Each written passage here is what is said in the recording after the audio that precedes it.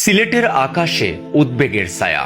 অসুস্থ হয়ে হাসপাতালে ভর্তি হয়েছেন প্রখ্যাত আলেম শায়খে লক্ষ্মীপুরী। তাকে দেখতে ঢাকায় ছুটে যাচ্ছেন দেশের শীর্ষ আলেম ও রাজনৈতিক ব্যক্তিত্বরা। সিলেটের শীর্ষ আলিম ও বুজুর্গ হযরত বায়ামপুরী রহিমাহুল্লাহ এর জামাতা প্রখ্যাত আলেম মাওলানা মোহাম্মদ বিন ইদ্রিস শায়খে লক্ষ্মীপুরী বর্তমানে অসুস্থ অবস্থায় রাজধানী ঢাকার এলিফ্যান্ট রোডে অবস্থিত গ্রিন লাইফ হাসপাতালে চিকিৎসাধীন রয়েছেন। গত 4 মে রাতে তাকে দেখতে হাসপাতালে যান সিলেট 5 আসনের মাননীয় সংসদ সদস্য মুফতি আবুল হাসান।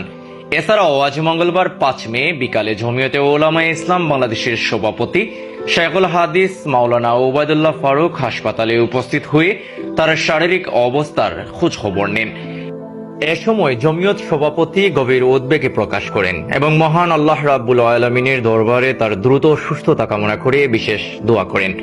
উল্লেখ্য, সিলেটের প্রখ্যাত বুজুর্গ আল্লামা মুশাহিদ আহমদ বায়ামপুরী রহিমাহুল্লাহ এর জামাতা মাওলানা মোহাম্মদ বিন ইদ্রিস শায়খে লক্ষ্মীপুরী কয়েকদিন আগে গুরুতর অসুস্থ হয়ে পড়লে উন্নত চিকিৎসার জন্য তাকে ঢাকায় নিয়ে আসা হয়।